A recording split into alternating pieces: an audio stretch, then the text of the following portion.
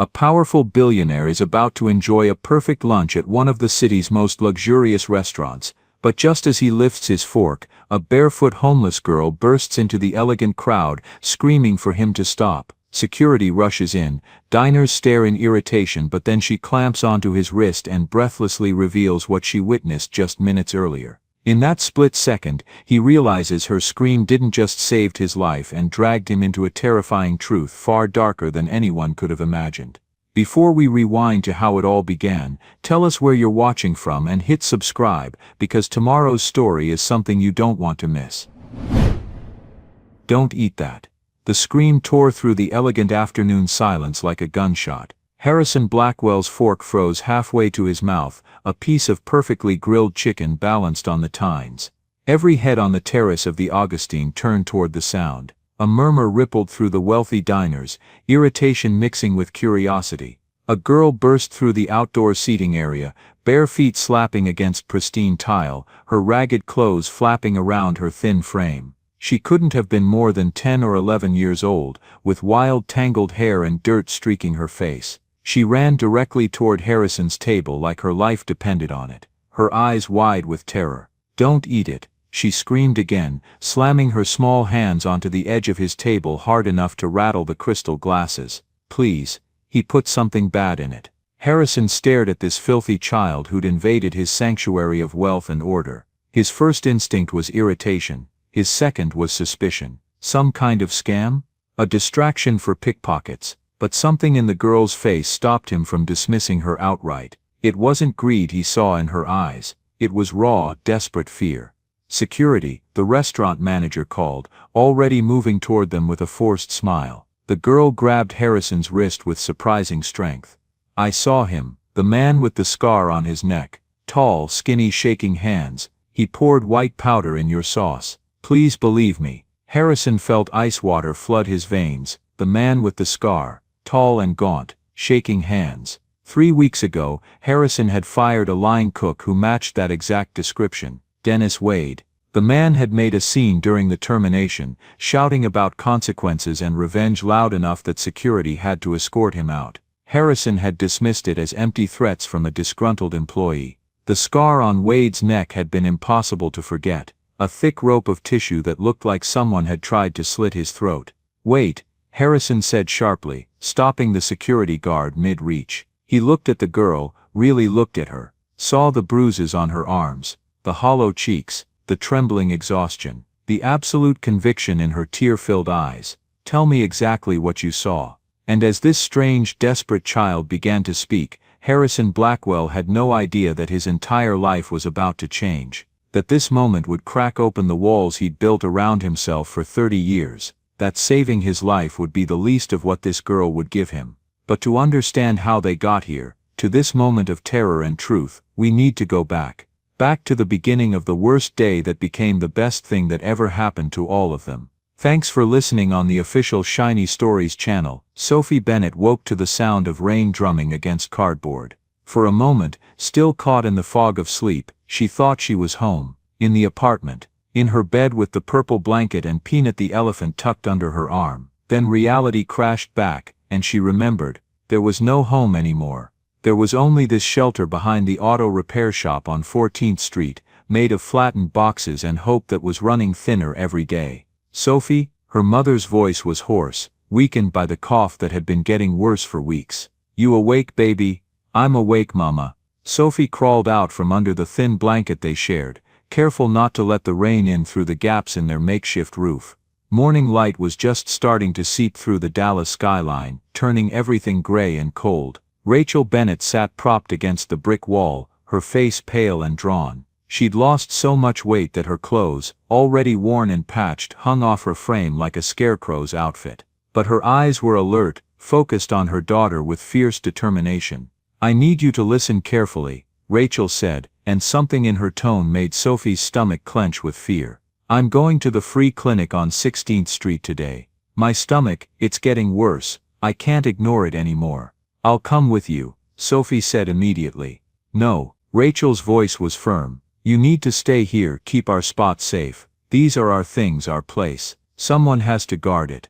It was a lie, and they both knew it. The truth was that Rachel didn't want Sophie to see her examined, didn't want her daughter to hear whatever diagnosis was coming. At 10 years old, Sophie was smart enough to understand this. She was also smart enough not to argue when her mother got that look, the one that said the decision was final. "I'll be back before dark," Rachel promised, leaning forward to kiss Sophie's forehead. Her lips were hot, feverish. "You stay close to here. There's half a bread roll in the bag. Eat it slow, make it last." "And Sophie?" Rachel cupped her daughter's face with trembling hands. "If someone asks for help, you help them. Even if you're scared, even if they might not believe you, you always try to do the right thing. That's what makes you strong. Promise me." "I promise, Mama." Sophie watched her mother walk away, moving slowly, one hand pressed against her stomach. She disappeared around the corner onto 16th Street, and Sophie settled in to wait. Hours passed. Morning became afternoon. The rain stopped. Sophie ate the bread in tiny bites, making it last. She watched people hurry by, none of them looking at the homeless girl sitting in the alley. She was invisible. That was survival rule number 1: be invisible unless you needed to be seen. By evening the sky was turning purple and gold, and her mother still hadn't returned. By nightfall, Sophie was making deals with God, with the universe, with anyone who might be listening. "Please bring her back. Please let her be okay. I'll be good. I'll be so good. Just bring her back." But morning came, gray and cold again, and Rachel Bennett did not return. Original audio by Shiny Stories. 21 days. Sophie counted them with the precision of someone for whom time was measured in meals, missed and nights survived.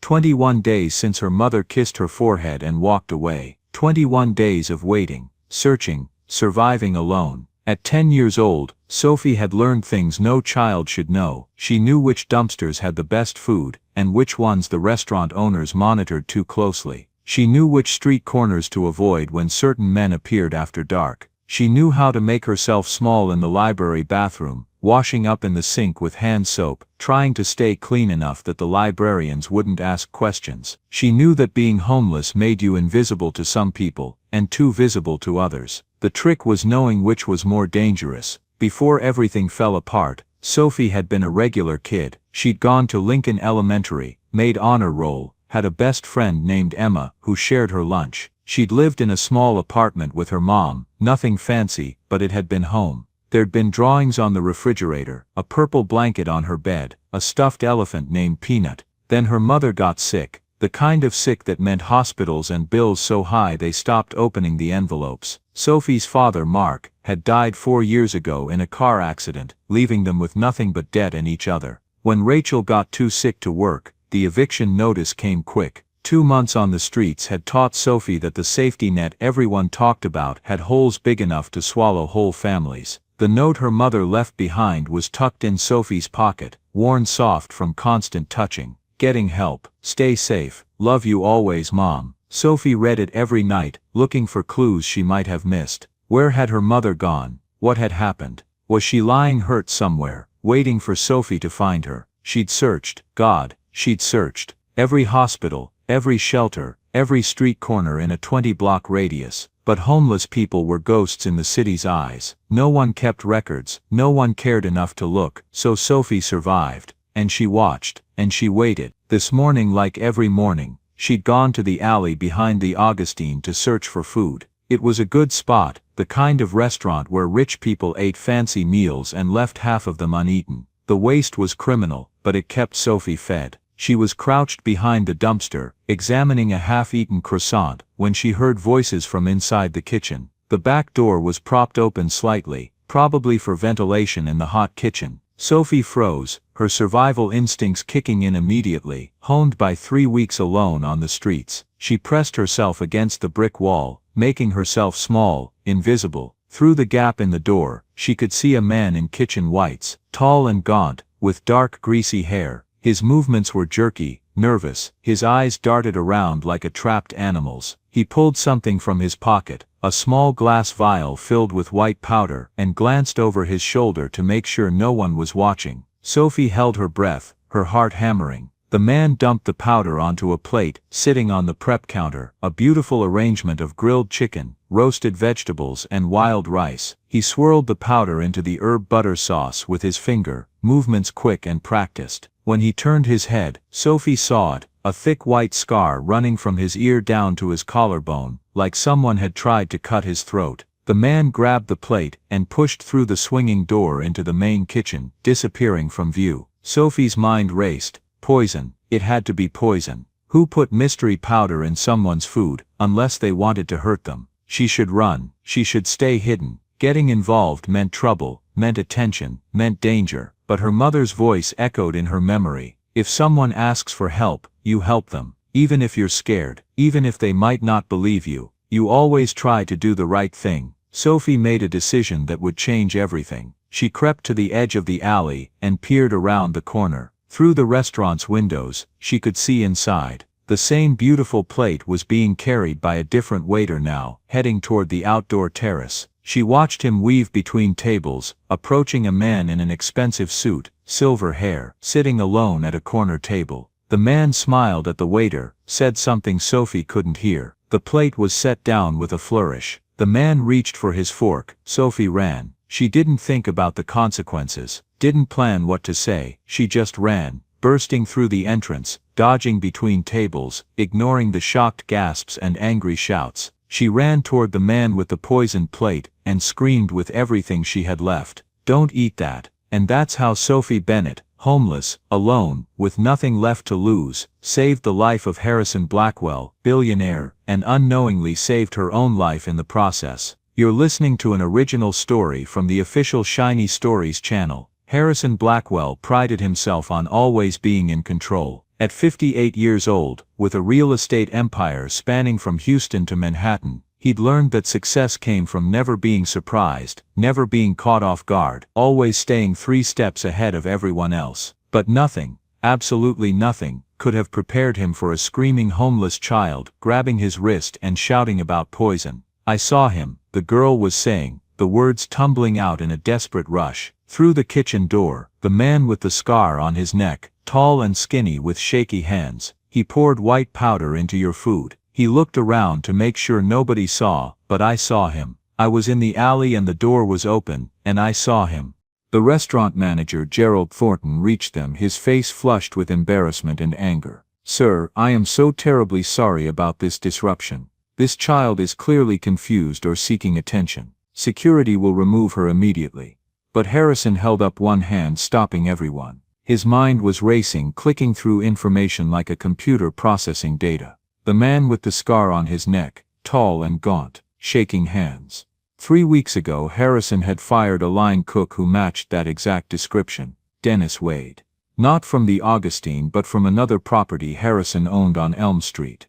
The firing had been ugly. Dennis had shouted about consequences, about how people like Harrison ruined lives without caring, about revenge. Security had physically removed him from the building, and the scar, that distinctive scar on his neck from an old kitchen accident, was impossible to forget.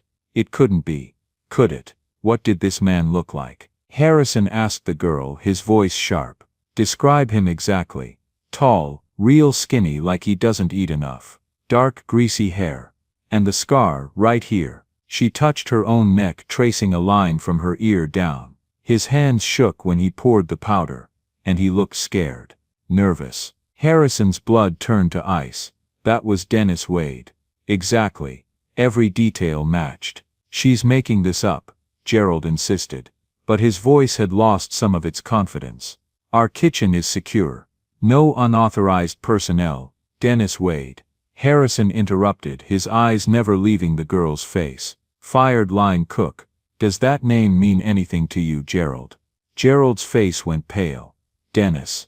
But he was terminated weeks ago, from your Elm Street property. He doesn't work here. He couldn't have gotten into our kitchen. Could he have?" Harrison turned to Marcus, the security guard who'd been approaching. Marcus shifted uncomfortably. "Sir, there was a big delivery this morning. Produce seafood, the works. Took maybe 15-20 minutes to unload and sign off on everything. The back door was propped open for the deliveries. If someone knew the timing, knew when we'd be distracted. The door was open." The girl interjected urgently. "That's how I saw him. Through the gap. He was in the back prep area, nobody else around. He took the vial out of his pocket, poured it in your sauce, then pushed through to the main kitchen with the plate. Harrison looked down at his meal. The chicken glistened with herb butter sauce, the vegetables arranged with artistic precision. It looked perfect. It looked harmless. It looked like death on a plate. Part of him, the logical businessman part, said this was ridiculous.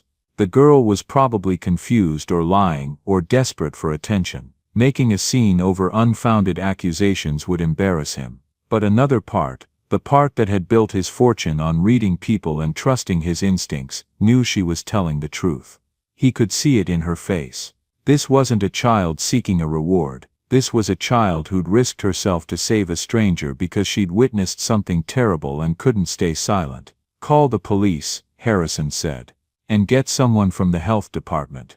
I want this plate tested immediately." "Sir, that's completely unnecessary," Gerald began. Now, Harrison's voice carried the weight of 3 decades of command. "And someone bring this girl water and food. She looks half-starved." While they waited for the police, Harrison found himself in the uncomfortable position of sitting across from a dirty, frightened child who'd just saved his life. The other diners had returned to their meals but kept glancing over with obvious curiosity. Harrison wasn't used to being the center of this kind of attention. The messy human kind, rather than the respectful deference he usually commanded. A waiter brought water and a basket of bread rolls individually wrapped and sealed. The girl Sophie, she'd said her name was Sophie, drank the water so fast Harrison worried she'd choke. Then she ate the bread with desperate efficiency, trying to be neat even in her hunger, using her napkin, not letting crumbs fall. Someone had taught her manners once upon a time. "How long have you been on the streets?" Harrison asked, more to fill the uncomfortable silence than from genuine curiosity. Sophie paused, a piece of bread halfway to her mouth. 2 months and 21 days. The precision of it disturbed him. "And your parents?" "Just my mom. She went to get help 21 days ago. She didn't come back." Her voice was flat, emotionless, practiced. Harrison felt something uncomfortable twist in his chest. A child, alone on the streets for 3 weeks, digging through his restaurant's trash. And still, somehow she'd risked herself to save him. "Why?" he asked. "Why did you warn me? You don't know me, you could have just walked away." Sophie looked at him with eyes far too old for her young face. "My mom always said when you can help someone you should. Even if it's scary. Even if they might not believe you. You still gotta try."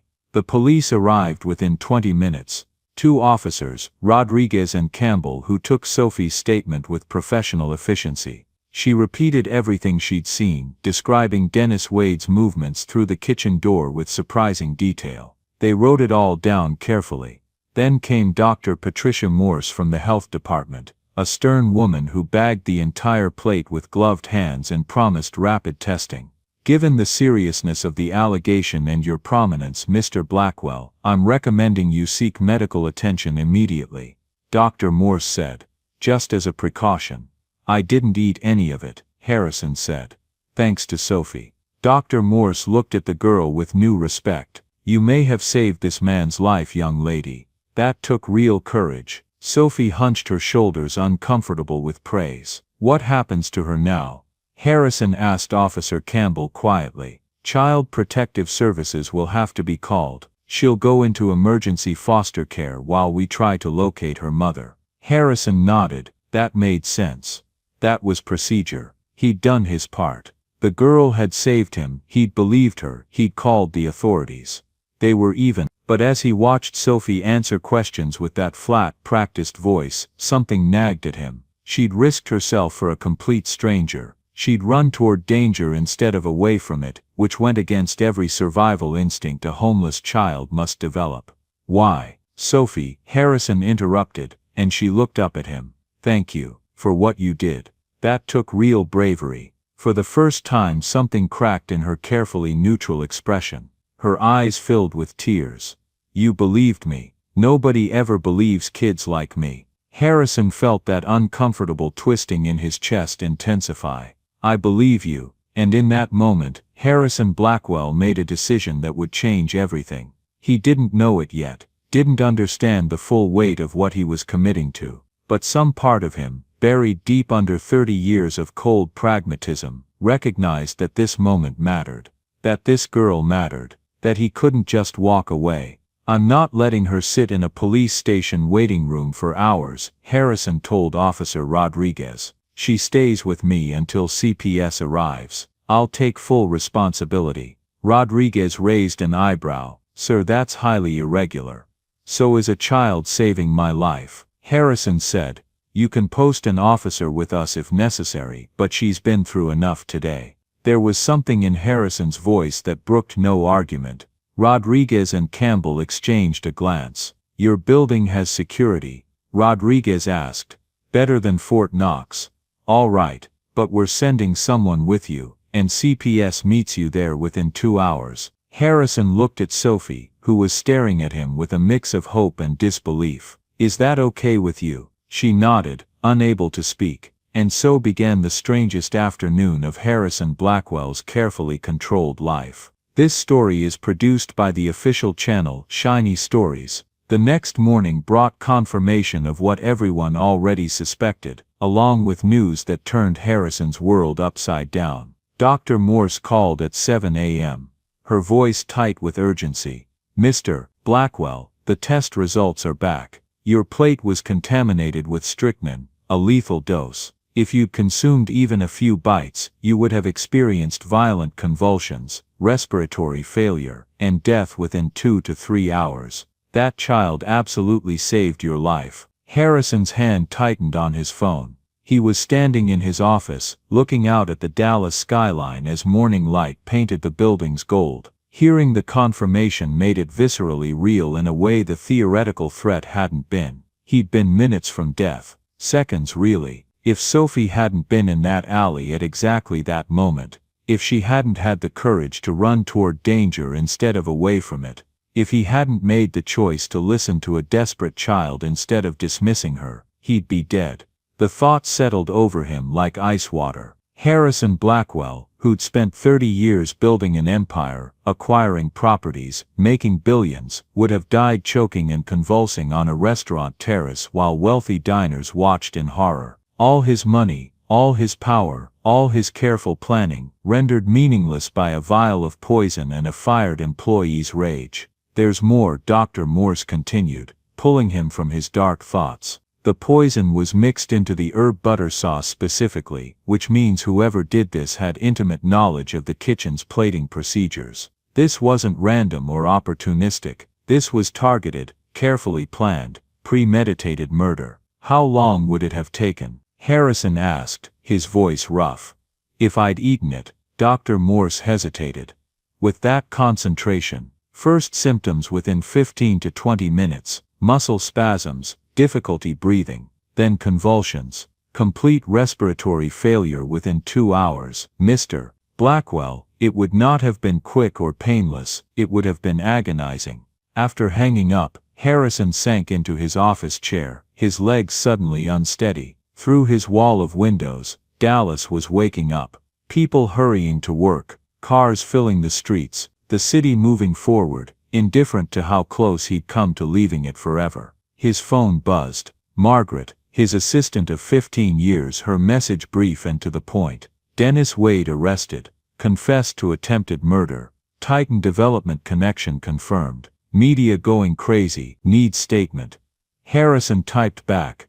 "No statement. Find me the best private investigator in Dallas. Missing person case. Money no object." Margaret's response came immediately, already on it. "Robert Chen, former detective, 92% success rate, can be here in an hour." This was why Harrison had kept Margaret for 15 years. She anticipated his needs before he voiced them.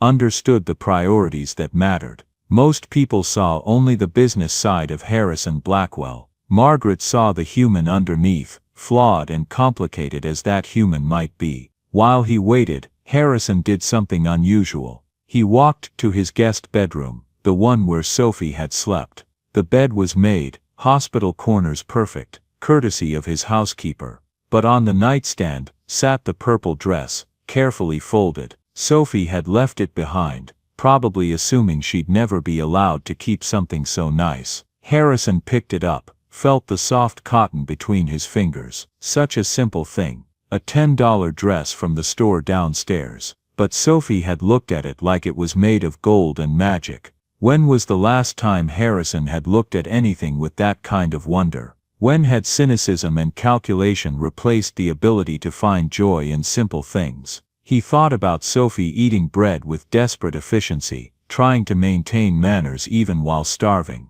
About her precision in counting days lost with her mother. About the way she'd grabbed his wrist with surprising strength, her fear for him overriding her fear of being chased away. A child who'd lost everything had still found the courage to save him. What did that say about her? What did it say about him that he'd needed saving by someone who should have been the one being saved? His intercom buzzed. "Mr. Blackwell, Robert Chen is here. Send him in." Robert Chen was not what Harrison expected. He'd anticipated someone older, grizzled, rough around the edges. Instead, Robert was a compact man in his early 40s, dressed in a simple suit, with intelligent eyes that seemed to catalog everything in the room within seconds of entering. He moved with economy, no wasted motion, and when he shook Harrison's hand, his grip was firm but not aggressive. "Mr. Blackwell, I appreciate you seeing me on short notice. Margaret speaks highly of you, says you're the best at finding people who don't want to be found.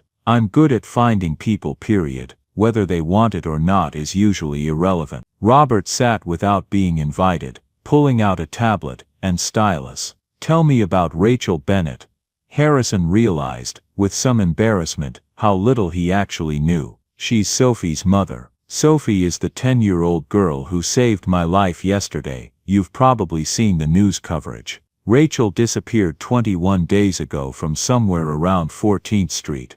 They were homeless, living rough. Rachel was sick according to Sophie, went to get help at a free clinic, and never came back. That's not much to work with." "I know, but it's all I have." Robert was typing rapid notes. Physical description: brown hair like Sophie's, average height, based on Sophie's size, a scar on her hand from a kitchen accident. Sophie mentioned that. She was a waitress before she got sick.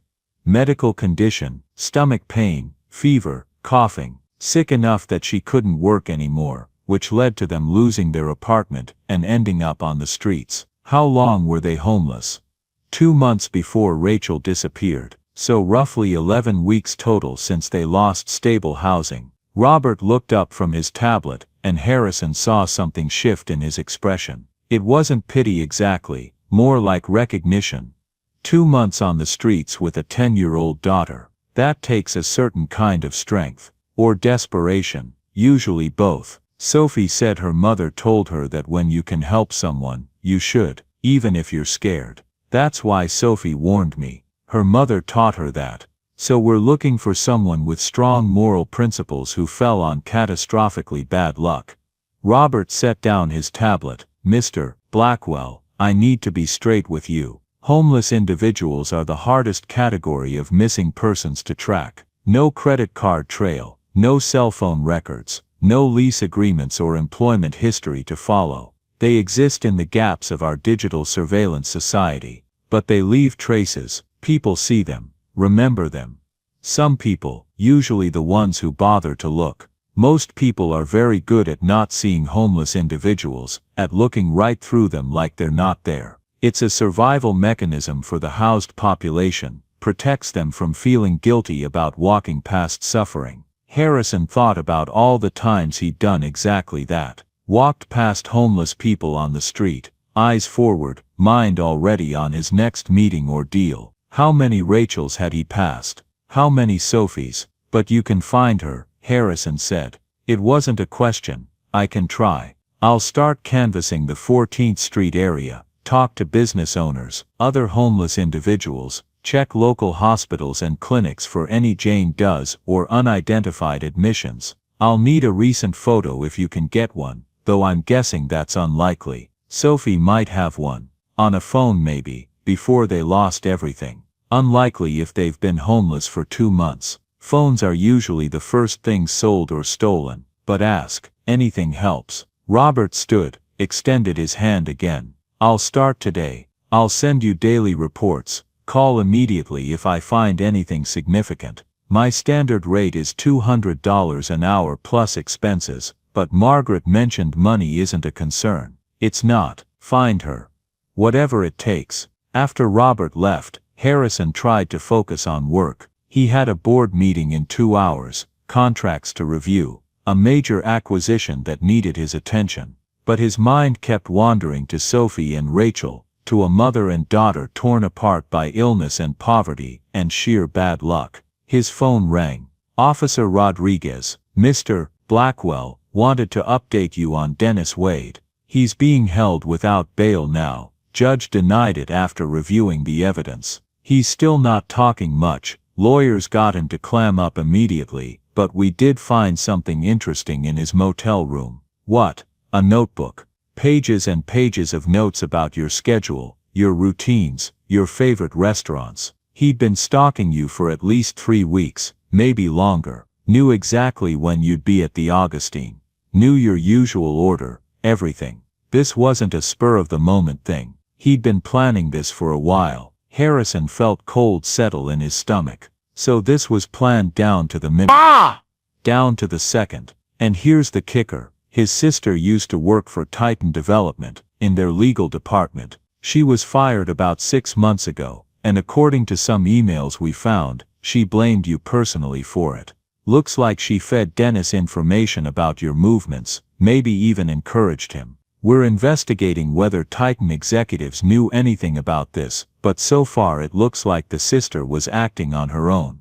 Corporate espionage gone personal, something like that. The sister, Denise Wade, she's lawyered up too, not talking. But the evidence is pretty clear. If that little girl hadn't been there, if she hadn't seen him tamper with your food, this would have gone off perfectly. You'd be dead, and Dennis would probably have disappeared long before we connected him to it. She didn't just save your life, Mr. Blackwell. She solved a murder that hadn't happened yet. After the call ended, Harrison sat in silence processing. Then he made a decision that surprised him. He called his lawyer. David, I need you to look into something. Temporary guardianship arrangements, specifically what would be required if I wanted to become a guardian for a minor child whose parent is missing but not legally dead. Harrison, what's going on? Just look into it. I'll explain later. The rest of the day passed in a blur of meetings and calls, Harrison going through the motions while his mind was elsewhere. By evening he found himself driving to the Martinez home in East Dallas, even though Janet had said visitation wouldn't be approved for at least 3 more days, pending his background check. Carol Martinez answered the door, surprise crossing her weathered face. Mr. Blackwell, we weren't expecting you. I know. I'm sorry to drop by unannounced. I just wanted to check on Sophie, make sure she's settling in okay. Carol studied him for a long moment, then stepped back. She's in the backyard. But Mr. Blackwell, I need to tell you something first. All right, I've been doing this for 15 years. Foster care, emergency placements, crisis situations. I've seen a lot of people come through making promises, claiming they want to help. Most of them disappear after a few weeks when the reality sets in and the cameras stop paying attention. I'm not going anywhere, Harrison said. That's what they all say, but Sophie's already been abandoned by every adult in her life except her mother. She doesn't need another person proving that grown-ups can't be trusted. So if you're going to change your mind, if this is just some guilt-driven impulse that'll fade, do it now. Before she gets more attached. Harrison met Carol's eyes, saw the fierce protectiveness there. I understand your concern. You don't know me, don't know if I'm reliable. All you see is a rich man who might be using a child's tragedy for good publicity, or to make himself feel better. That's fair. But I'm not changing my mind. Sophie saved my life. She trusted me to believe her when no one else would. I'm not going to betray that trust. Whatever it takes, however long it takes, I'm going to help her and her mother. You can believe that or not, but I'm going to prove it either way. Carol's expression softened slightly. Come on then. She's been asking about you every hour. Sophie was sitting alone on a swing, gently pushing herself back and forth with her feet, while 3 other children played nearby. She wore jeans and a t-shirt Carol had provided, her hair pulled into neat braids, but her posture was tense, watchful. The survival instincts of the streets hadn't faded just because she had a roof over her head. When she saw Harrison, her entire face transformed. The walls came down, the careful neutral expression replaced by pure, unguarded joy. "You came." She ran to him, then stopped short a few feet away, suddenly uncertain. "Carol said you might not be allowed to visit yet, that there were rules and background checks and stuff." "There are. I'm bending them slightly. I hope that's okay." "It's very okay." Sophie glanced back at Carol, who was watching from the kitchen window, then lowered her voice. "Is it true? About the poison? The other kids saw it on the news. They said someone tried to kill you and I saved you." "It's true. The test results came back. If you hadn't warned me, I'd be dead." Sophie absorbed this, her expression solemn beyond her years. "I keep thinking about that. About how if I'd been too scared to run, or if you hadn't believed me, you'd be gone. And I wouldn't have known you were a good person. I would have just thought you were another rich guy who didn't care about kids like me." Harrison sat on the bench near the swings, and Sophie joined him. "Is that what you thought, when you first saw me?" "I didn't think anything. I just saw the poison and ran. But yeah, if I'm being honest, I probably would have thought you were like the other rich people who look right through homeless kids like we're invisible. But you're not. You believed me. You're here. That matters." They sat in comfortable silence for a moment, watching the other children play. Then Sophie asked the question that really mattered. "Did you find my mom?" Harrison wished he had better news. "Not yet, but I hired an investigator. His name is Robert Chen, and he's the best in Dallas. He started searching today." "What if she's dead?" Sophie's voice was small, barely audible. "What if she's been dead this whole time and I didn't know? Then we'll find out, and we'll deal with it together." "But Sophie, your mom survived on the streets for 2 months keeping you safe. That takes incredible strength. Someone that strong doesn't give up easily." She was really sick though. Her stomach hurt so bad sometimes she couldn't stand up, and the cough, it sounded awful, like something was breaking inside her. Harrison filed this information away, would pass it to Robert tonight. "Tell me everything you remember about the last time you saw her. Everything she said, where she was going, anything unusual." And Sophie talked, and Harrison listened with the same focused attention he gave to multi-million-dollar negotiations. He learned about Rachel's fever, about how she'd hidden the pain from Sophie for weeks before finally admitting she needed help, about the clinic on 16th Street that Rachel had mentioned visiting before, about how Rachel had kissed Sophie's forehead and promised to be back before dark. "She never breaks promises," Sophie said. "Never." So if she didn't come back, something bad happened, something that made it impossible for her to come back. Harrison pulled out his phone and called Robert right there. "Chen." "Robert, it's Harrison Blackwell. I have Sophie here. She remembers her mother mentioning a specific clinic on 16th Street, free clinic, probably one that serves the homeless population. Rachel was planning to go there the day she disappeared." "That's good. That's a specific lead. I'll have someone there first thing tomorrow morning. Talk to the staff, see if anyone remembers her." Also, Sophie described symptoms: severe stomach pain, persistent cough, fever. Whatever she had, it was serious enough that she finally sought medical help despite being homeless. That helps narrow the field. I'll check with area hospitals too, see if anyone matching her description was brought in unconscious or delirious. Sometimes they end up in emergency rooms without ID. After hanging up, Harrison turned back to Sophie. "See, every detail helps. You're helping us find her." "I should have gone with her," Sophie said, tears starting to fall. "I should have insisted. If I'd been there, maybe I could have helped her. Maybe she wouldn't have gotten lost or hurt or whatever happened. Or maybe you both would have been lost," Harrison said gently. "Sophie, you were 10 years old and homeless. You were not responsible for keeping your mother safe. That's not how it works. Parents protect children, not the other way around. But I could have done something. Instead, I just waited. For days and days I just sat there waiting for her to come back." Harrison put his arm around her shoulders, felt her shaking with sobs. You did exactly what she told you to do. You stayed safe. You survived. That's what she wanted, Sophie, for you to be okay. They sat like that until Sophie's tears subsided, until the other children were called inside for dinner, until Carol appeared on the porch and said gently, "Mr. Blackwell, I think it's time." Sophie came in. "She's had a long day." Harrison stood, and Sophie threw her arms around his waist in a fierce hug. "Thank you for coming. Thank you for looking for her. Thank you for not giving up." "I'll never give up," Harrison promised. "I'll be back in a few days for a real visit once the paperwork clears. And Sophie, you can call me anytime, day or night, if you need to talk, if you're scared, anything. Okay?" Carol provided Sophie with Harrison's number, and Harrison drove home feeling the weight of that promise. He'd made a lot of promises in his business career, most of them carefully qualified with exit clauses and contingencies, but the promise he just made to Sophie was absolute, unqualified, binding in a way no contract had ever been.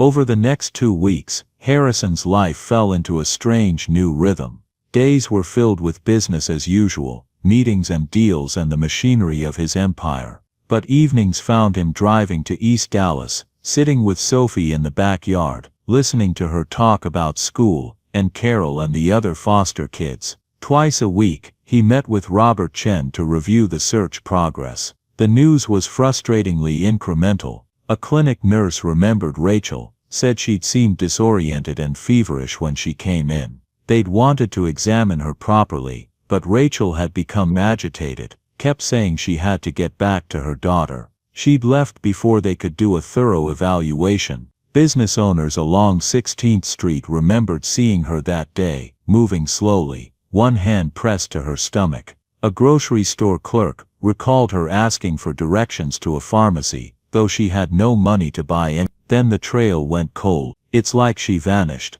Robert told Harrison in his office on day 14. After the grocery store, nothing. No one saw her. No hospitals have records of anyone matching her description. "I've got volunteers searching abandoned buildings, checking alleys, talking to other homeless individuals. But Mr. Blackwell, I need you to prepare yourself. 14 days without medical care. If she was as sick as that nurse described." "Keep looking," Harrison said. "I am. I will. But the odds, I don't care about the odds. Keep looking until we know for certain what happened to her." That night, Sophie called him. It was late, nearly midnight, and Harrison was still in his office reviewing contracts. "Harrison," her voice was small, frightened, "I'm sorry for calling so late. I had a nightmare. About my mom, and I couldn't go back to sleep." "It's okay. I'm glad you called. What was the dream?" "She was trapped somewhere dark, calling for me. But I couldn't find her. I kept running and running, but I couldn't get to her." Harrison set down his pen, gave Sophie his full attention. "That sounds scary. What if she really is trapped somewhere? What if she's hurt and alone, and we're not looking in the right places? Robert has people searching everywhere. Volunteers checking abandoned buildings, police looking in areas where homeless individuals sometimes shelter. We're doing everything we can. But what if it's not enough? What if we don't find her in time?" Harrison had no answer to that. How do you promise a child something you can't guarantee? How do you balance hope against the brutal reality that Rachel Bennett might already be dead? "Sophie, I can't promise we'll find her alive. I can't promise we'll find her at all. But I can promise that we'll keep looking until we know the truth. Whatever that truth is, we'll face it together. You're not alone in this." "Okay," Sophie whispered. "Thank you, I should probably go. Carol doesn't know I'm calling you." "Sophie, before you go, have you talked to anyone about what you're feeling, about everything that's happened?" "Carol tries to talk to me, but I don't know what to say. How do I explain what it's like? Being homeless, being scared all the time, watching my mom get sicker and not being able to help." "Janet can arrange for you to talk to a counselor, someone who specializes in helping kids who've been through trauma. Will you be there when I talk to them?" "If you want me to be, I want you to be." After Sophie hung up, Harrison sat in his dark office looking out at the Dallas skyline. Somewhere out there Rachel Bennett was either alive and suffering, or dead and beyond suffering. Somewhere out there, other families were facing the same brutal randomness of fate. Illness striking at the worst possible moment. One bad break leading to catastrophic consequences. Harrison had always believed in the myth of meritocracy, the idea that hard work and smart choices led to success while failure was the result of poor decisions. But Sophie and Rachel had shattered that belief. Rachel had worked hard. She'd been a waitress, raised her daughter alone after her husband died, tried to do everything right. Then she got sick, and the entire carefully balanced structure of her life collapsed like a house of cards. It could happen to anyone. Harrison realized. One medical diagnosis, one unexpected expense, one stroke of bad luck, and suddenly the comfortable middle-class existence dissolved into homelessness and desperation. His phone buzzed. Robert Chen texting at midnight. Found something. Volunteer reported possible sighting. Abandoned warehouse on East Commerce Street. Checking it out tomorrow morning. Will update you. Harrison's heart leaped. Then he forced himself to think rationally. Possible sighting, could be nothing, could be someone else, could be a false hope that would crush Sophie even more, when it didn't pan out. But it was something. After 2 weeks of nothing, they had something. Harrison barely slept that night. You're listening to an original story from the official Shiny Stories channel. Harrison's phone rang at 6:30 in the morning, dragging him from uneasy sleep. He'd been dreaming about Sophie, about her mother, about dark places and unanswered cries for help. Chen Roberts' voice was tight with controlled excitement. We found her. Harrison was out of bed before his conscious mind had fully processed the words. Where? How is she? Abandoned warehouse on East Commerce Street, the one the volunteer mentioned. She was trapped in a basement storage room. Construction worker doing a safety check heard banging, called it in. Emergency services just pulled her out. They're transporting her to Mercy General now. Is she alive? Yes. But Harrison, it's bad. Real bad. She's been down there for days. No food, minimal water from a broken pipe. She's critical. Harrison was already pulling on clothes, grabbing his keys. I'm on my way to the hospital. Call Janet Reynolds. Tell her to bring Sophie. And Robert, thank you. However much I'm paying you, it's not enough. Find out how she's doing first. Then we'll talk about payment. The drive to Mercy General was a blur of early morning traffic and racing thoughts. Harrison's mind filled with questions, with hopes, with fears. How long had Rachel been trapped? What condition would she be in? Would Sophie recognize her own mother? And darker thoughts too. What if they'd been too late? What if she died before Sophie got there? What if he had to tell Sophie that they'd found her mother only to lose her again? Mercy General's emergency room was controlled chaos. Harrison pushed through, looking for someone who could give him information. A nurse tried to redirect him to the waiting area, but he cut her off. Rachel Bennett, she was just brought in, trapped in a warehouse. I'm the one who's been looking for her. The nurse's expression changed, recognition crossing her face. You're Harrison Blackwell, the one from the news.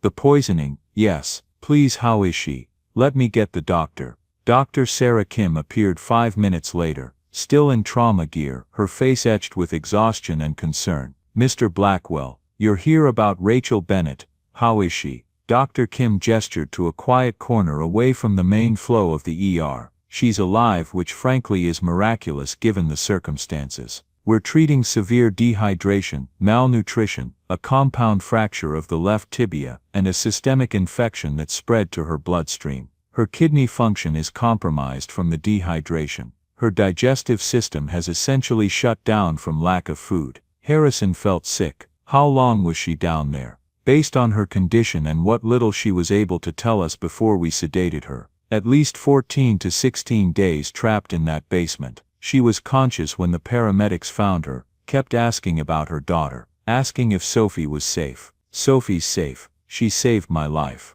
That's why I've been searching for Rachel. Dr. Kim's expression softened. I saw that on the news. That's a remarkable child. She is. Can Rachel have visitors? Not yet. We're still stabilizing her, about to take her into surgery to set the leg. The infection is concerning.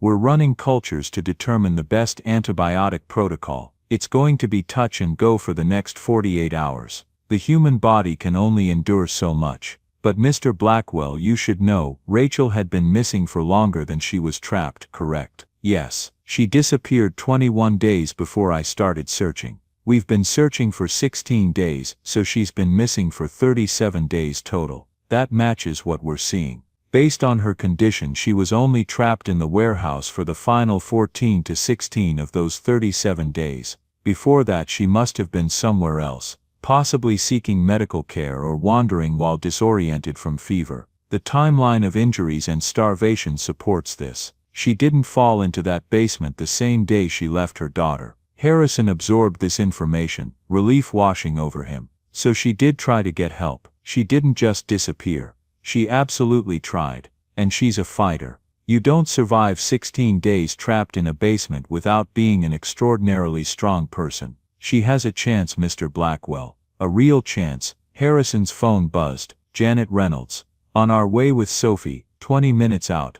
How is Rachel? Harrison stepped outside to call her back, needing privacy for this conversation. Janet, she's alive but critical. She's about to go into surgery. The doctor said the next 48 hours are crucial. Does Sophie know that we found her mother? Not from me. I wanted to wait until you got here. Tell her together. Good call. Harrison, how do you want to handle this? Sophie seeing her mother in this condition could be traumatic. More traumatic than thinking her mother's dead. She needs to see her. Needs to know we didn't give up. Agreed. We'll be there soon. Harrison paced the waiting room, unable to sit still. Other people watched him curiously, some recognizing him from the news coverage, others simply wondering who this well-dressed man pacing like a caged animal might be. He didn't care. All he could think about was Rachel trapped in that basement, alone in the dark, convinced she was going to die there, wondering what would happen to her daughter. And Sophie, God's Sophie, who'd waited 37 days, counting each one, hoping against hope that her mother would come back. When Janet arrived with Sophie, Harrison saw the hope and terror warring on the girl's face. She knew something had changed. Good news or bad, she couldn't tell yet. Harrison, Sophie's voice was small, frightened. Did you find her? We found her. She's alive. Sophie's knees buckled, and Janet caught her. Tears streamed down the girl's face, great heaving sobs that seemed to come from somewhere deep in her soul. She's alive. Really alive. You're not lying to make me feel better. Really alive. She's very sick, Sophie. She's in surgery right now. But she's alive, and she's fighting, and the doctors think she has a good chance. Sophie launched herself at Harrison, wrapping her arms around his waist and crying into his shirt. Harrison held her, this brave girl who'd held herself together for so long, finally allowing herself to break. Janet wiped at her own eyes. Where was she? Abandoned warehouse on East Commerce Street. She was trapped in a basement storage room when part of the floor above collapsed and jammed the door shut. She survived on water from a broken pipe. No food. The doctor said she was trapped for 14 to 16, but she'd been missing for 37 days total. She must have spent the first 3 weeks trying to get medical help, wandering sick and disoriented, before she fell into that warehouse. Jesus, Janet breathed. How is that even possible? Dr. Kim said she's one of the strongest people she's ever seen. They waited. Hours crawled by. Sophie sat pressed against Harrison's side, unwilling to let go of him, as if physical contact could somehow keep her mother alive through sheer will. Other people came and went. A family getting news about a car accident. An elderly man waiting for word on his wife. The machinery of crisis and hope and fear turning endlessly. Finally Dr. Kim emerged, still in surgical scrubs. Sophie leaped to her feet. She made it through surgery, Dr. Kim said, and Sophie's legs nearly gave out again. The leg is set. We've cleaned the infected tissue, started aggressive antibiotic therapy. She's stable enough to have visitors, but only for a few minutes. She needs rest. Can I see her? Sophie asked. Please, doctor. Kim looked at Janet, who nodded. Brief visit. She's going to look different than you remember, honey. She's very thin, very weak. There are tubes and machines. It might be scary. I don't care. I just need to see her. I need to know she's real. They walked through the sterile corridors of the ICU, Sophie's hand gripping Harrison so tightly his fingers went numb. Dr. Kim pushed open the door to room 14, and Sophie stopped at the threshold, her breath catching. Rachel Bennett lay in the hospital bed, almost unrecognizable. The woman who'd been thin when she disappeared was now gaunt to the point of skeletal. Her skin had a grayish pallor, an IV dripped fluids into her arm. A ventilator helped her breathe. Monitors beeped steadily, tracking heart rate and blood oxygen, and a dozen other vital signs. Her leg was elevated in a cast, metal pins visible where they'd set the bone. "Mama," Sophie whispered, approaching the bed like she was walking on broken glass. Rachel's eyes fluttered open, took a moment to focus, then landed on Sophie's face, and tears started streaming down her hollow cheeks. "Sophie," her voice was barely audible, raw from screaming in the dark. "My baby, you're okay. You're really okay." "I'm okay, Mama. I'm okay because of Harrison." Sophie grabbed her mother's hand carefully, mindful of the IV. "He found you, he didn't give up. He hired people to look everywhere, and he found you." Rachel's eyes found Harrison standing in the doorway. She tried to speak, but her voice failed. She mouthed thank you with such profound gratitude that Harrison had to look away, overwhelmed. "Don't try to talk," Dr. Kim said gently. "You need to rest, let the antibiotics work, let your body heal." But Rachel was focused on Sophie drinking in the sight of her daughter like someone dying of thirst finally finding water. Her hand trembled as she touched Sophie's face, tracing the curve of her cheek, making sure she was real. "I tried," Rachel finally managed to whisper. "Tried so hard to get back to you, went to clinic, got lost, fell, trapped, screamed but nobody heard. Thought I'd die there, thought you'd be alone. But you didn't die," Sophie said, crying openly now. "You survived. You're so strong, Mama.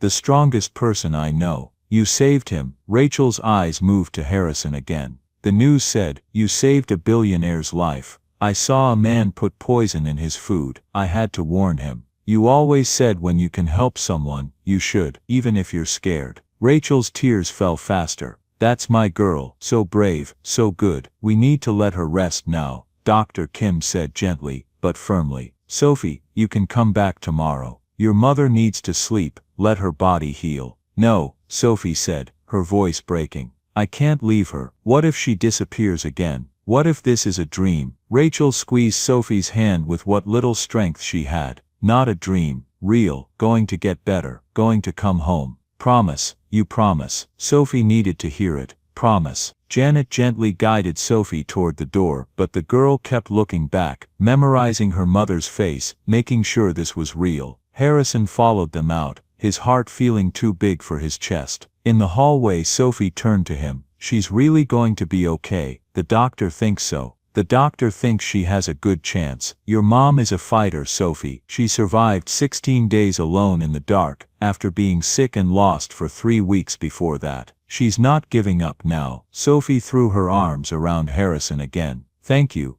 for not giving up. Thank you for believing we could find her. Thank you for being here." Harrison held her, this child who'd saved his life and inadvertently saved his soul. "You don't have to thank me. You and your mom, your family now. Family doesn't give up on each other." Over the next week, Harrison became a fixture at Mercy General. He visited Rachel twice a day, often bringing Sophie with him when Carol and Janet allowed it. Slowly, incrementally, Rachel improved. The infection responded to antibiotics, her kidney function stabilized. She started eating small amounts, her digestive system gradually remembering how to process food. The color returned to her face, though she remained frighteningly thin, but the physical recovery was only part of the battle. Rachel had nightmares, waking up screaming that she was still trapped, that the walls were closing in. She couldn't be in rooms with the door fully closed without panicking. She'd break down crying at random moments, overwhelmed by the trauma of what she'd endured.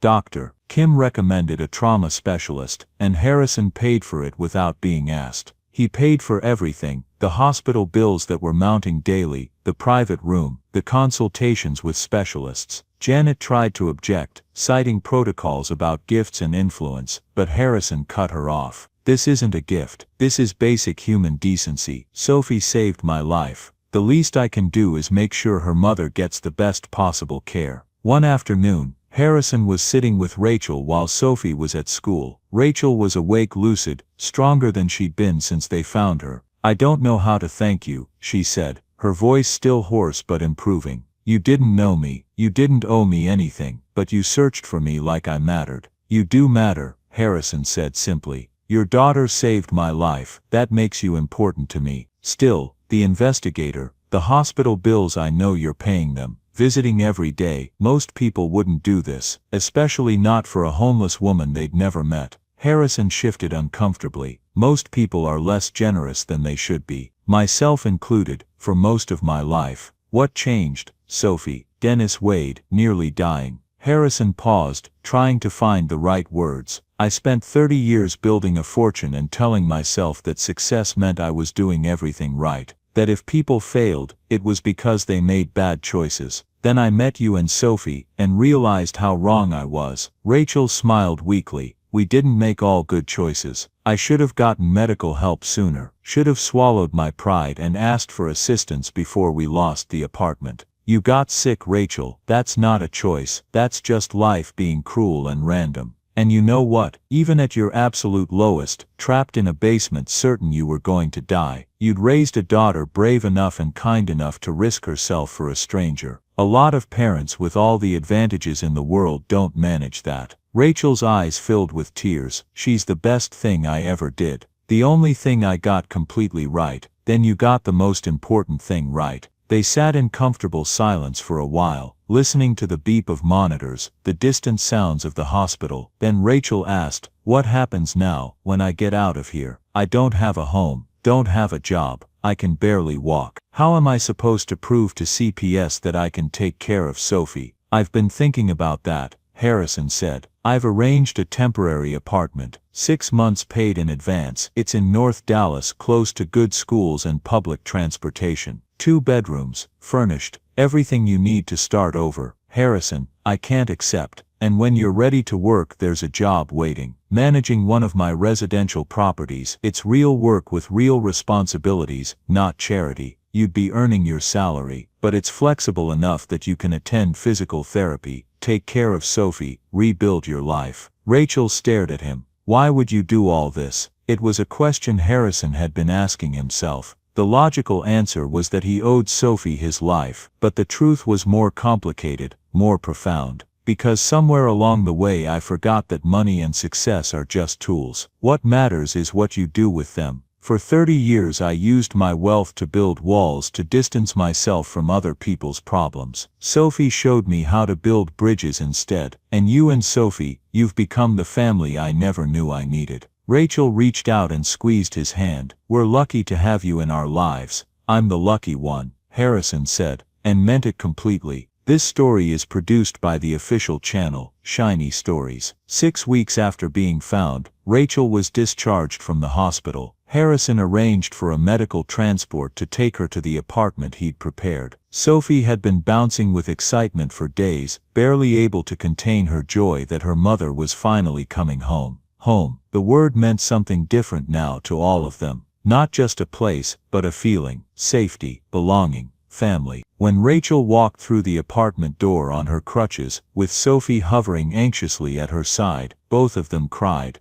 The apartment was modest by Harrison's standards, basic furniture, simple kitchen, 2 small bedrooms. But to Rachel and Sophie, it might as well have been a palace. "It's too much," Rachel said, sinking onto the couch with obvious relief. "It's 6 months of rent and some furniture from IKEA," Harrison said. "After that, you're on your own. Consider it a loan if it makes you feel better, though I'm not collecting." Janet Reynolds was there for the official reunification, signing the paperwork that returned Sophie to her mother's custody, with the usual requirements for ongoing check-ins and monitoring. Even Janet, who'd seen countless cases in her 20 years of social work, seemed moved by this particular reunion. "You two take care of each other," she told Rachel and Sophie. "And Mr. Blackwell, you've restored my faith that there are still good people in the world." After everyone left, Harrison stayed to help them settle in. He showed Rachel how the apartment systems worked, made sure they had groceries, ensured Sophie understood where the school bus would pick her up in the morning. Sophie followed him from room to room like a shadow, unwilling to let him out of her sight. "Harrison," she asked, as he was preparing to leave, "are you going to keep visiting us? Everything's okay now, we have an apartment, my mom's getting better. You don't have to keep helping." Harrison crouched down to her level. "Sophie, I'm not helping you because I have to. I'm helping because I want to, because you and your mom have become important to me, and people who are important to you don't just disappear when things get easier. So you'll still visit, I'll still visit. In fact, I was thinking maybe I could take you both to dinner once a week, just to check in, make sure you're settling in okay. Sophie's face lit up. Really, really, if your mom approves, I approve. Rachel called from the living room. Harrison, you're welcome here anytime. You've given us our lives back. And so began a new chapter for all of them. Harrison visited twice a week, often more. He was there when Sophie started back at Lincoln Elementary, standing with Rachel outside the building, watching this brave girl walk through those doors with a new backpack and actual hope in her step. He was there when Rachel attended her first physical therapy appointment, driving her when the bus schedule didn't line up. He was there when Sophie got her first A on a math test, celebrating like it was a major business victory. Gradually, almost without Harrison realizing it was happening, he became part of something he'd never had before. A family, not one bound by blood or legal documents, but by choice, by crisis survived together, by promises made and kept, by showing up day after day, even when it wasn't convenient or profitable or advancing his interests. His business associates noticed the change in him. His meetings became shorter, more efficient. He started leaving the office at reasonable hours instead of working until midnight. He turned down acquisition opportunities that would have required extensive travel. His focus shifted from accumulating more wealth to using what he had in ways that actually mattered. Margaret mentioned it one afternoon in his office. You're different since the Sophie incident. The Sophie incident, you know what I mean. Since she saved your life. Since you found her mother, you're softer, more human. Harrison considered this. I spent 30 years becoming someone I thought I was supposed to be. Successful, powerful, untouchable. Turns out untouchable also means alone. And now I have people who matter more to me than any business deal. Sophie and Rachel showed me what I was missing. Purpose, connection, a reason to be better than I was. Margaret smiled. I like this version of you better. I think a lot of people do. Harrison didn't care what other people thought. For the first time in his adult life, he wasn't performing success or calculating advantage. He was simply being present for people who needed him. And somehow that felt more fulfilling than any billion-dollar deal he'd ever closed. You're listening to an original story from the official Shiny Stories channel. 3 months after Sophie's warning had saved his life, Harrison received news that shattered the fragile peace they'd built. Dennis Wade had been released on bail. How is that possible? Harrison demanded, his phone pressed to his ear as he stood in his office. Officer Rodriguez sounded equally frustrated on the other end. His lawyers argued that he's not a flight risk, that he has mental health issues requiring treatment outside of jail. The judge set bail at $2 million.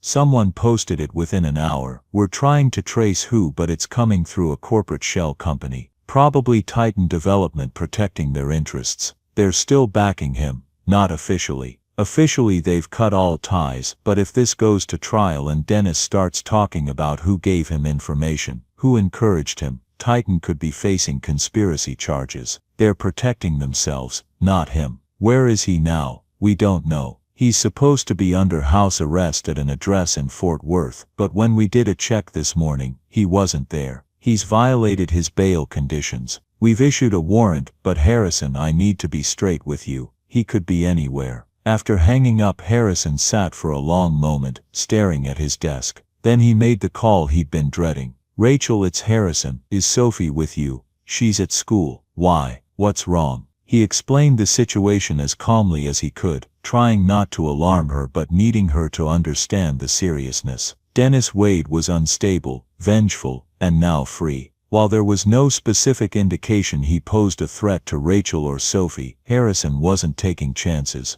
I'm sending a security detail to the apartment and to Sophie's school, he said, just as a precaution. Harrison, that's excessive, isn't it? He wanted to hurt you, not us. I don't know what he wants anymore. I just know I'm not taking any risks with you and Sophie's safety. Please, Rachel, let me do this. By the time Sophie got home from school, there was a discreet security guard stationed outside their apartment building, and another in an unmarked car on the street. Sophie noticed immediately, her survival instincts still sharp from her time on the streets. "What's happening?" she asked Harrison, who'd come over to explain in person. "Are we in danger?" Harrison crouched down to her level, something that had become natural over the past few months. "The man who tried to poison me got out on bail. He's supposed to be under house arrest, but he's missing. The police think he might do something stupid. I'm just making sure you and your mom are safe until they find him." Sophie's face went pale. "This is my fault. If I hadn't warned you, if I just stayed quiet." "No," Harrison said firmly, gripping her shoulders. "You did exactly the right thing. None of this is your fault. The only person to blame is Dennis Wade for making terrible choices. Do you understand?" Sophie nodded, but Harrison could see the fear in her eyes. She'd finally started to feel safe again, and now that safety was threatened. That night, Harrison couldn't sleep. He kept thinking about Dennis Wade out there somewhere, angry and desperate. About Sophie and Rachel in their apartment with only security guards between them and danger. About how quickly everything could fall apart. At 2 in the morning, his phone rang. Unknown number. "Mr. Blackwell," a man's voice, slurred and bitter.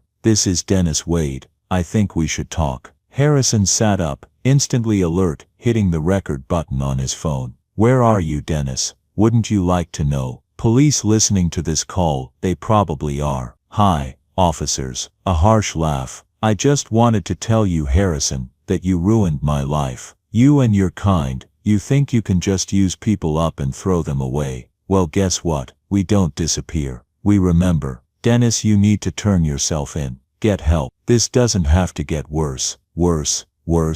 It can't get worse. I lost everything. My job, my freedom, my dignity, and that little brat who ruined my plan. Where is she now? Living nice and safe, I bet, while I'm hunted like an animal." Harrison's blood ran cold. "Sophie had nothing to do with this. She's a child. She's the reason I'm going to prison. She's the reason everything fell apart. You know, I've been watching. I know where she lives now. Pretty apartment. Nice school, all paid for by you, right? Must be nice to have a billionaire sugar daddy. If you go anywhere near that girl, you'll what? Call the police. They're already looking for me. You'll throw money at it. You can't buy your way out of everything, Harrison. Sometimes the people you step on get back up, and they bring consequences with them." The line went dead. Harrison immediately called Rodriguez, played him the recording. Within minutes, police were upgrading security at Rachel's apartment, putting out additional alerts, tracing the call. But Harrison couldn't wait for the system to work. He called his head of security. "I want round-the-clock armed protection on Rachel and Sophie Bennett. Professional bodyguards, rotation shifts, background checks on anyone who comes near them. And I want them moved. Tonight. Somewhere Dennis Wade can't find them." Then he called Rachel. "Pack a bag for you and Sophie. Essential items only. You're coming to stay with me until they catch Dennis Wade." "Harrison, we can't just uproot our lives." "He called me. He specifically mentioned Sophie. He knows where you live, Rachel. I'm not taking chances. Please trust me on this."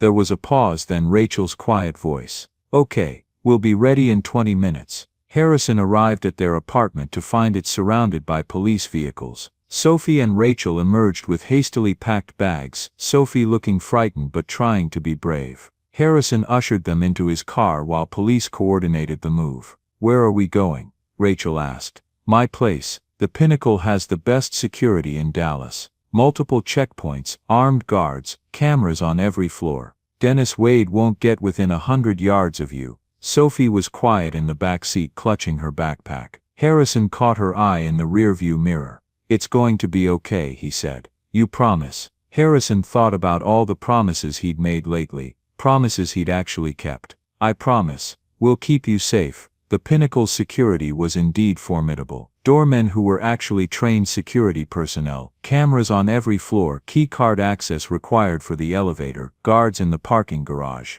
If Dennis Wade wanted to get to Sophie and Rachel here, he'd have to go through multiple layers of protection. Harrison settled them in his guest rooms, the same spaces where Sophie had stayed that first night after saving his life. She stood in the doorway of the bathroom, looking around with recognition. "I remember this," she said softly. "I thought I'd never see it again. Now I'm back, but everything's different. You're safe here, Harrison assured her. Both of you. Rachel appeared, looking exhausted and overwhelmed.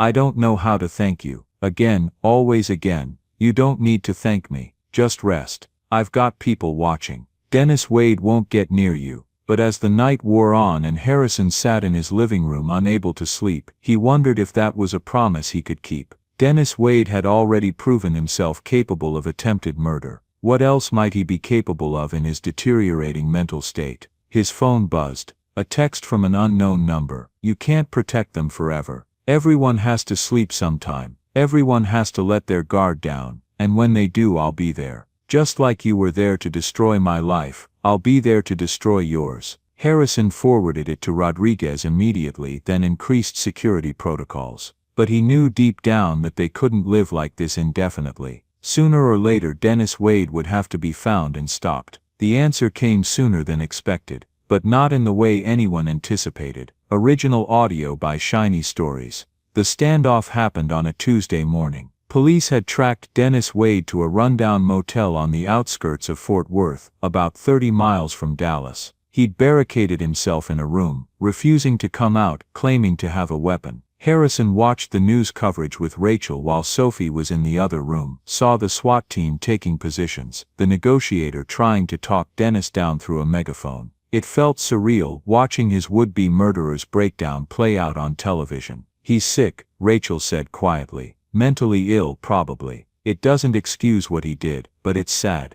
isn't it? How far someone can fall. Harrison thought about that. A year ago he would have said Dennis Wade deserved whatever he got. Now, having learned what desperation looked like through Sophie and Rachel's eyes, having understood how close anyone could come to losing everything, he wasn't so sure. Dennis had made terrible choices, unforgivable choices. But those choices had been made from a place of pain and hopelessness that Harrison's own actions had helped create. I could have handled that firing differently, Harrison admitted, could have offered severance, job placement help, something. Instead I just cut him loose and moved on to the next deal. I didn't create his mental illness, but I didn't help either. The standoff lasted 3 hours. Dennis alternated between shouting threats and sobbing apologies, his mental state clearly deteriorating. Finally, the negotiator managed to talk him down. Dennis emerged from the room with his hands up, crying, and was taken into custody without incident.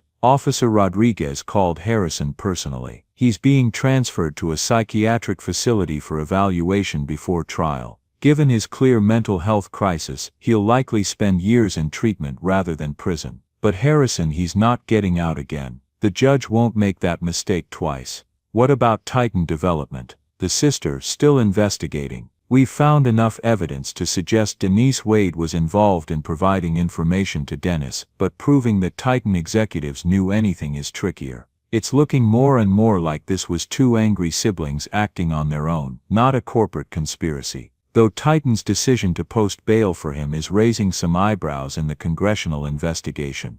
After the call ended, Harrison gathered Sophie and Rachel in the living room to tell them the news. Sophie listened carefully, her face serious beyond her years. Is he going to jail? She asked. Eventually, yes, but first he's going to get help. He's very sick, Sophie. In his mind. I know what that's like, Sophie said quietly. Being sick, being scared, not knowing what's going to happen. It's not the same thing, Rachel said gently. What he did was bad. I know. But I'm still glad he's getting help instead of just being locked up. Maybe he'll get better. Maybe he won't be so angry anymore. Harrison looked at this child who'd survived homelessness and trauma, and still somehow had compassion for the man who'd tried to kill him and then threatened her. You're a better person than I am, Sophie Bennett. No, Sophie said seriously. You're the one who saved us. You're the one who didn't give up. You're one of the best people I know. Harrison felt tears prick his eyes and didn't bother to hide them. With Dennis Wade in custody and the immediate threat past, life slowly returned to normal, or what passed for normal in their new blended family. Rachel and Sophie moved back to their apartment, but Harrison remained a constant presence. Weekly dinners became the highlight of everyone's week. He attended Sophie's school functions, helped Rachel prepare for her new job, became the person they called when something needed fixing or celebrating, or just talking through. 3 months after Dennis Wade's arrest, the city announced a ceremony to honor ordinary citizens who'd performed extraordinary acts of courage. Sophie Bennett was being recognized for her bravery, and they'd asked Harrison to present her award. But the morning of the ceremony brought unexpected complications. Janet Reynolds called, her voice tight with concern. "Mr. Blackwell, we have a situation. Someone claiming to be Sophie's uncle has come forward. Gerald Bennett. He's demanding custody and threatening to disrupt the ceremony if we don't acknowledge his rights." Harrison felt ice water flood his veins. Rachel said her husband Mark was an only child. There is no uncle, that's what Rachel says too. But this man has a lawyer, and they're making noise about family rights. And Harrison, the lawyer, works for Titan Development. Harrison's mind raced. This is retaliation. Dennis Wade's trial is coming up. The congressional investigation into Titan is intensifying. They're trying to undermine our credibility, make it look like I'm manipulating Sophie's story for publicity. That's what I think too, but legally, if he is who he says he is, he might have a claim. We're doing emergency DNA testing now, but results won't be back before the ceremony starts in 3 hours. What does Rachel say? She's never heard of Gerald Bennett. She says Mark never mentioned a brother, never had family photos with siblings, nothing. She thinks this is a scam, and honestly so do I. Then we proceed as planned, Harrison said firmly. But I want extra security at the ceremony. If this Gerald Bennett shows up and causes a scene, I want him removed immediately and arrested for fraud. Harrison, if he is Sophie's biological uncle, removing him could look very bad, like you're using your wealth and influence to override legitimate family rights. I don't care how it looks. I care about Sophie. She's been through enough. I'm not letting anyone use her as a pawn in some corporate revenge scheme. Get the DNA results as fast as humanly possible, and have officers ready to act the second we can prove he's lying. The ceremony was held in the city council chambers, a grand room with vaulted ceilings and portraits of Dallas's founding fathers lining the walls. The room was packed with press, city officials and citizens who'd followed Sophie's story. Rachel sat in the front row, walking without crutches now, wearing a simple blue dress and looking healthy and strong. Harrison sat on the stage with the mayor and other city officials, his eyes constantly scanning the crowd. He'd hired additional private security, positioned strategically throughout the room. If Gerald Bennett showed up, they'd be ready. The mayor spoke first, thanking various community members for their service. Then came the individual awards. A firefighter who'd rescued a family from a burning building, a teacher who'd stopped an active shooter, a nurse who'd performed CPR on a colleague. Then it was Sophie's turn. Sophie Bennett, the mayor said, reading from prepared remarks. On a spring afternoon 7 months ago, you witnessed something that would make most adults freeze in fear. Instead, you ran toward danger to save a stranger's life. Your quick thinking and selfless courage saved the life of one of our city's most prominent citizens. In doing so, you reminded all of us that heroism isn't defined by age or circumstance, but by the willingness to act when action is needed. It is our honor to present you with the Citizen's Medal of Valor. Sophie walked to the podium in the purple dress, the one from that first night, carefully preserved. Her hair was pulled back with clips, and she looked like any other 10-year-old girl except for the wisdom in her eyes. Harrison met her there, holding the medal. As he pinned it to her dress, a commotion erupted at the back of the room. "Stop this ceremony." A man's voice, loud and angry. "That child has no right to be honored when she's being kept from her family." Harrison turned to see a man in his 30s pushing through the crowd, accompanied by a lawyer, Harrison recognized from news coverage of Titan Development. Security moved to intercept, but the man kept shouting, "I'm Gerald Bennett, Sophie's uncle, her rightful family. This man," he pointed at Harrison, "has been using my niece for publicity while denying me access to her." The room erupted in confused murmuring. Cameras swiveled toward the disruption. Sophie froze at the podium, her face pale with fear. Harrison stepped forward, his voice carrying the authority of someone who'd commanded boardrooms full of powerful men. "Security, remove this man. He has no legal relationship to Sophie and is disrupting a city ceremony." "You can't silence the truth," Gerald shouted as security guards took his arms.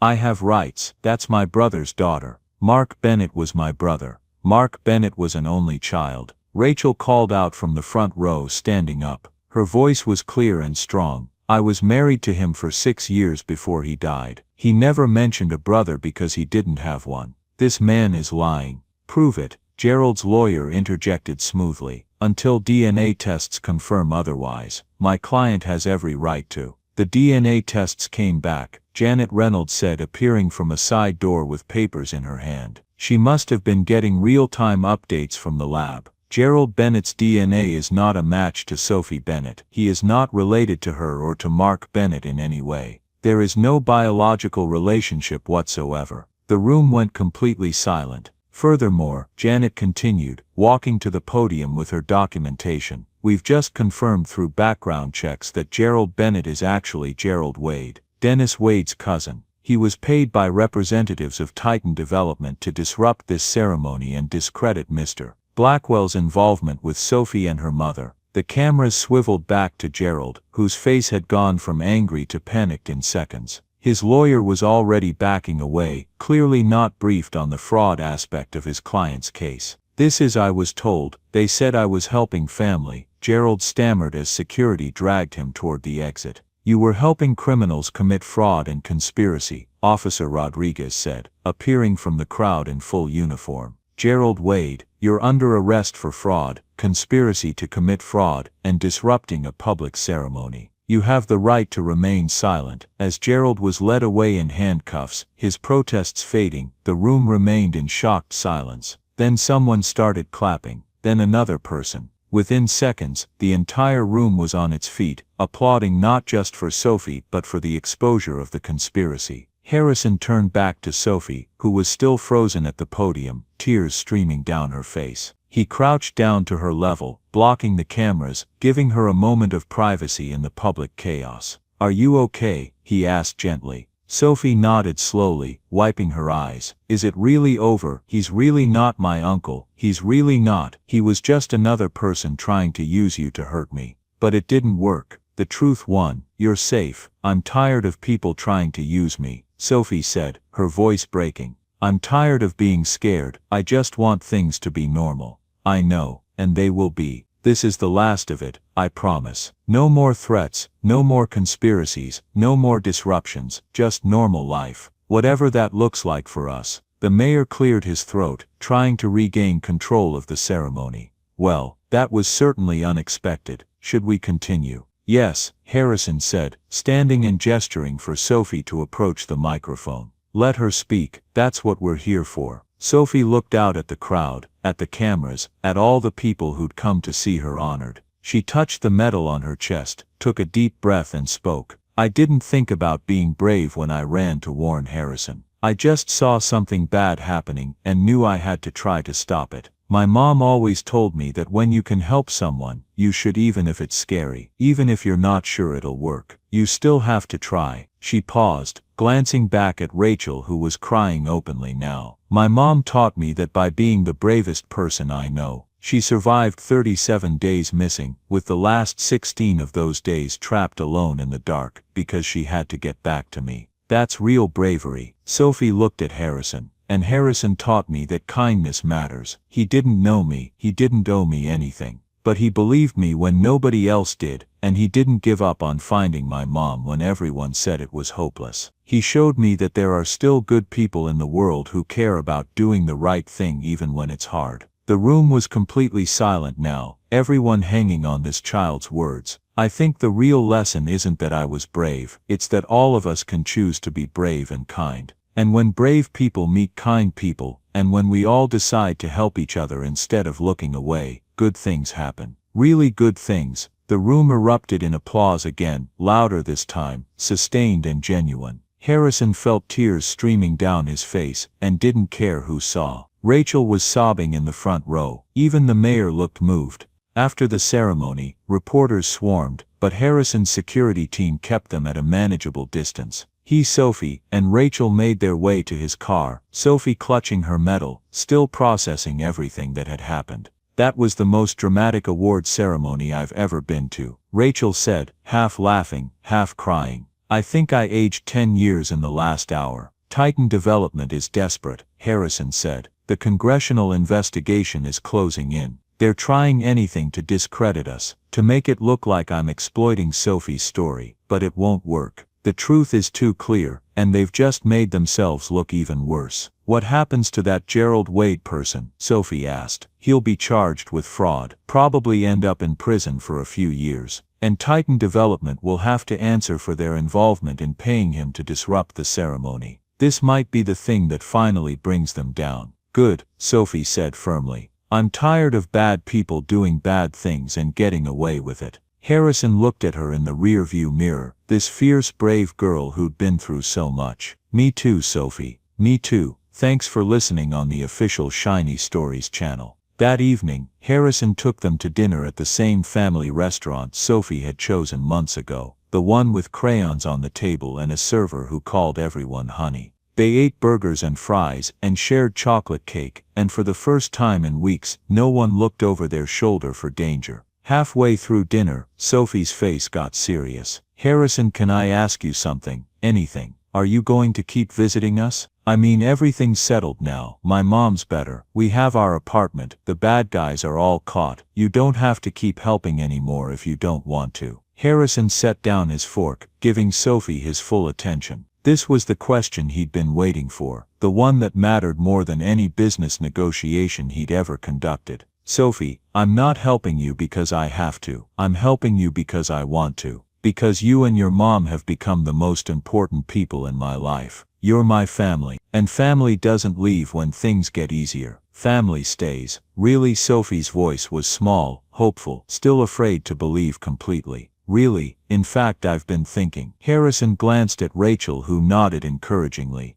They'd discussed this over coffee late one night, planning this moment. How would you feel about me being around more officially? Not just visiting, but being part of your family permanently, like an uncle or a godfather. Someone who's there for school plays and birthdays and homework help and everything else. Sophie's eyes went wide. You mean it, like really officially? Not just saying it but meaning it. I mean it. If you and your mom want that, we want it, Rachel said softly, reaching across the table to squeeze Harrison's hand. Very much. Sophie launched herself across the table, nearly knocking over her water glass, wrapping her arms around Harrison's neck. Yes, yes, yes, yes, I want that so much. Harrison hugged her back, this child who'd saved his life and in the process given him a reason to actually live it. Over her shoulder, he met Rachel's eyes, saw the tears and gratitude and relief and something that looked like love, not romantic love but the deep, fierce love of family. Thank you, Rachel mouthed silently. Harrison shook his head. The thanks went the other way. They'd saved him far more than he'd saved them. They'd given him purpose, connection, a reason to be better than he'd been. They'd cracked open the walls he'd built and let light into the dark places he'd carried for too long. After dinner, they walked through downtown Dallas, Sophie between them, holding both their hands, swinging their arms playfully. The city sparkled with evening lights, full of possibility and second chances. Somewhere out there, other children needed help. Other mothers were fighting to survive. Other people were one bad break away from losing everything. Harrison couldn't save them all, but he could start. The foundation he was establishing with several other business leaders would fund programs for at-risk families. The affordable housing development he was spearheading would provide stable homes for working families. The changes he was implementing in his companies would ensure employees had health care, living wages, and support systems when life got hard. It wasn't enough to fix the systemic problems, but it was something. It was a start. What are you thinking about? Sophie asked, tugging his hand. Harrison looked down at her, this brave girl who'd reminded him what mattered. I'm thinking about how lucky I am. 7 months ago, I thought I had everything. Money, power, success. But I was missing the most important things. Purpose, connection, family. You. We're lucky too, Sophie said. We have you. They reached Harrison's car, parked under a street light. Before getting in, Sophie turned and looked up at the tall buildings, the busy streets, the city that had almost swallowed her whole, but had instead brought her to this moment. You know what's weird, she said. If Dennis hadn't tried to poison you, I never would have met you. My mom might have died in that warehouse. We'd still be homeless. It's like something really bad had to happen for something really good to happen. That's not weird, Rachel said gently. That's just life. Sometimes the worst moments lead to the best changes. Sometimes the darkest nights lead to the brightest mornings. Harrison thought about that as he drove them home. This family he'd found in the wreckage of attempted murder. Dennis Wade had tried to kill him out of hatred and revenge. Instead, he'd inadvertently brought together three people who needed each other desperately, who completed each other, who made each other better. As they pulled up to the apartment building, Sophie was already half asleep in the back seat, exhausted from the ceremony and the drama and the weight of being honored. Harrison carried her inside while Rachel unlocked the door, laid her gently on her bed while Rachel pulled off her shoes and covered her with a blanket. The purple dress with its shining metal hung carefully on a hanger, symbol of courage, and the moment everything changed. Harrison stood in the doorway, watching Rachel brush hair from Sophie's forehead with infinite tenderness, and felt something settle in his chest. Peace, belonging, home. Not in a place, but in the presence of people who saw him not as a billionaire or a name in the news, but simply as Harrison. As someone who'd shown up when it mattered, as someone who'd kept his word, as someone who'd chosen to care. Coffee, Rachel asked quietly, gesturing to the kitchen. They sat at the small table speaking in low voices about the future. Rachel would start her property management job next week. Sophie was thriving in school, already talking about joining the art club. The apartment that had seemed temporary was becoming a real home, filled with Sophie's drawings on the refrigerator and laughter in the hallways. I never thought I'd say this, Rachel said, but I'm grateful for what we went through. Not the pain or the fear or the struggling, but for what it led to, for finding you, for learning how strong Sophie is, for discovering that kindness and generosity still exist in the world, even when it feels like everything's falling apart. I'm grateful too, Harrison said. I spent 30 years building an empire and almost died without realizing I'd built it on sand. Everything I thought mattered, the money, the power, the success, it all would have meant nothing if I died on that restaurant terrace. You and Sophie showed me what's actually worth building. Relationships, trust, love, family. So what now? Where do we go from here? Harrison smiled, reaching across the table to take her hand. Forward, together, whatever that looks like. One day at a time, building something real. As he drove home that night, Harrison Blackwell felt something he hadn't felt in 3 decades. He felt complete. He felt whole. He felt like he finally understood what it meant to live a life that mattered. 6 months ago, a desperate child had screamed, "Don't eat that," and everything had changed in an instant. She'd saved his life in the most literal sense, preventing him from consuming poison that would have killed him in agony. But in the months that followed, she'd saved him in a much deeper way. She'd saved him from a life of hollow success and emotional isolation. She'd shown him that wealth without purpose was just numbers on a screen. She'd reminded him that people mattered more than profit, that connection mattered more than control, that showing up for others mattered more than any business deal. The city sparkled with lights as he drove through the streets, full of possibility and second chances and people struggling to survive. Harrison couldn't save them all. He wasn't naive enough to think one person could solve systemic poverty or fix a broken system, but he could help. He could use his resources to make a difference. He could inspire others to care. He could be the kind of person who didn't look away when confronted with suffering. Because that's what Sophie had taught him. Change begins with one person choosing to act, choosing to care, choosing to believe that every life has value worth protecting. She'd been a 10-year-old homeless girl, digging through trash behind a restaurant, with every reason to stay hidden and protect herself. But when she saw danger, when she witnessed someone about to be hurt, she'd made a choice. She'd run toward danger instead of away from it. She'd risked herself for a stranger, and in doing so she'd set in motion a chain of events that transformed multiple lives. Harrison had found his purpose. Rachel had survived and found hope. Sophie had found safety and family. And somewhere in Dallas, inspired by their story, other people were making different choices, looking at homeless individuals instead of through them, volunteering at shelters, donating to causes, choosing kindness over indifference. One girl's courage, rippling outward in ways that would continue long after the news cameras stopped rolling and the headlines faded. Harrison pulled into the Pinnacle's garage, nodded to the security guard, took the elevator up to his penthouse. The apartment was still minimalist, still modern, still filled with expensive art, but it felt different now. Less like a museum, and more like a home he sometimes visited between the real home he'd found with Rachel and Sophie. He walked to the window, looked out at Dallas, spreading beneath him in all its complicated, beautiful, broken glory. Tomorrow he'd have breakfast with Sophie before school. Tomorrow he'd help Rachel prepare for her first day at the new job. Tomorrow he'd continue the work of being present, of showing up, of proving that family wasn't just biology but choice and commitment and love. Tomorrow and every day after, because Sophie had screamed "Don't eat that," and saved more than his life. She'd saved his soul. Join us to share meaningful stories by hitting the like and subscribe buttons. Don't forget to turn on the notification bell to start your day with profound lessons and heartfelt empathy.